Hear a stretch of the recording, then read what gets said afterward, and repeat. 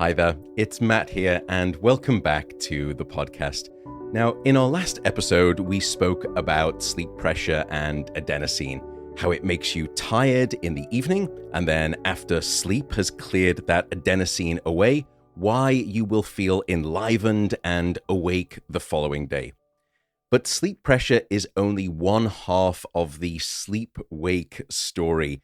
There is a second force at play in the sleep-wake negotiation, as it were. It's called your circadian rhythm, or in plain speak, your 24-hour body clock. Well, it's actually the wrong word for it. It's not a body clock, as we'll discover. It's a brain clock, as it turns out. Now, your 24-hour clock will drum out a daily and a nightly rhythm. And the tick-tock rhythm of your clock will make you feel sleepy at night and then makes you feel alert during the day. Now, although you have circadian clocks in almost every cell of your body, as I mentioned, there is a master clock that sits deep at the center of your brain. You can think of it almost like Lord of the Rings, one ring to rule them all. Well, here there is one clock to rule them all, and that central brain clock regulates all of the other body clocks. Now, if you were to give your circadian rhythm a personality trait, it would be labeled as a creature of habit.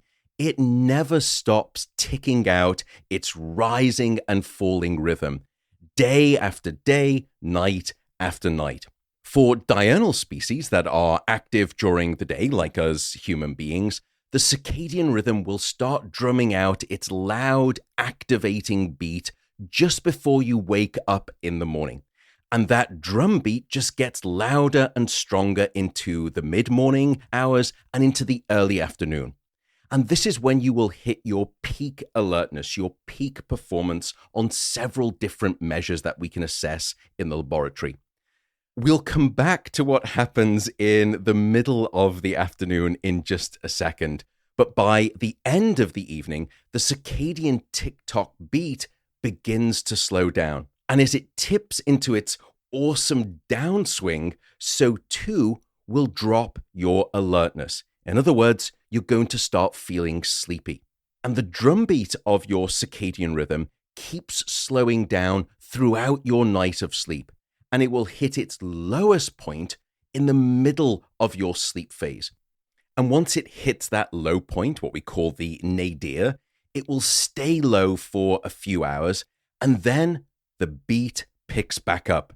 And it starts to rise just before you naturally wish to wake up, should you allow yourself to wake up without an alarm clock.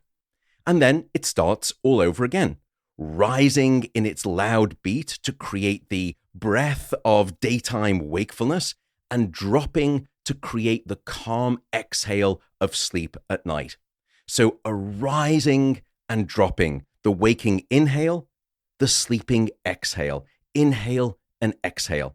And if you were to sort of draw out this circadian rhythm, it would look like a sinusoidal wave, like a rising mountain peak of wakefulness and then a descending restful valley of sleep.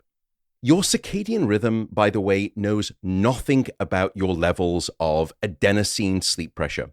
And your levels of sleep pressure know nothing about your circadian rhythm. They are entirely independent. However, when you're keeping a standard sleep schedule, these two independent factors will beautifully coincide with a synchronicity that any two dance partners would be proud of, sort of Fred and Ginger, as it were, or probably Beavis and Butthead is closer to my style. But anyway, I'm getting off track. The take-home message is this. As the weight of adenosine sleep pressure hits its peak in the evening, it should arrive on the wings of the slow downturn exhale of your circadian rhythm. And if those two things align in perfect harmony, you will be beautifully pulled down into sleep that arrives with wonderful alacrity. Then, with the full clearance of adenosine the next morning and the removal of all of that sleep pressure, it will also arrive as the drumbeat of your circadian rhythm starts to ramp back up again. And combined, these two things will naturally eject you from sleep, and they will rouse you into full natural wakefulness. And so it's a beautiful story of sort of star-crossed lovers, as it were. maybe that's taking it a bit too far, but you get the sort of non-Romeo and Juliet picture here of the dance between your circadian rhythm and your sleep pressure. But wait, there's more. What about the afternoons? The sponsor of today's episode is Athletic Greens. And I know that normally means you're about to skip forward, but if you would just stay with me, I would love to explain why I picked them as a sponsor. Athletic Greens is a nutrition drink, and it's something that I've been using for the past few years. And you've probably heard about it from lots of famous people out there, many of whom I respect, and several of whom I trust with my medical and my physical health. And I use it because it provides the necessary daily vitamins, minerals, and biotics required, plus also a very healthy dose of antioxidants, which, by the way, I will soon speak about in an upcoming episode about sleep and supplements. The final reason I like Athletic Greens is because of its founder and CEO, and that is Chris Ashenden. He is a remarkable individual, and he has created the company from the ground up. He's also just a really genuine bloke who's trying to improve people's health with Athletic Greens. So if you want to go and give it a try, head over to athleticgreens.com/Matt Walker, and you will get money off your first order. Also, if you use that link, athleticgreens.com/Matt Walker, they will give you, firstly, a 1-year free supply of vitamin D. And second, they will also give you 5 free travel packs with your first order, as long as you use that link, which is athleticgreens.com/Matt Walker. Anyway, thanks so much for listening to this, and let's get back to today's episode. A funny thing happens to your circadian rhythm beat. After the peak late morning and into the early afternoon, your circadian rhythm oddly slows down for a few hours. And I'm sure you've experienced this. It's sort of people around the meeting table after lunch at work, and all of a sudden you start to see those really ugly head drops, those sort of, the jaw goes into the chest, and all of a sudden the head snaps back up again. I mean, it's a dead giveaway of what's happening here. It's not that these people with their head bobs are listening to good music. Rather, they are falling prey to what we've discovered is a pre-programmed, hardwired drop in your alertness in the afternoon. And for most of us, it happens somewhere between the 1 to 4 p.m. mark. As I mentioned, it happens after lunch, but counter to popular myth, it has nothing to do with you eating lunch. I can have you skip your lunch and it will still happen. And indeed, if I were to place electrodes on your head, I could show you this reliable drop in your brain's physiological alertness that happens each and every afternoon. And what this means is that us humans may not have been designed to sleep in a single bout at night, which is what we call monophasic sleep. Rather, we may have been designed to sleep in 2 bouts.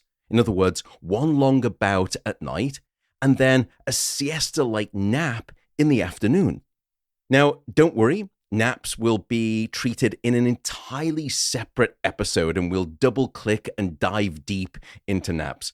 But for now, just know that this fading of your alertness in the afternoon is nothing to necessarily be worried about. You're not to blame. It's natural. It's all part of your circadian rhythm.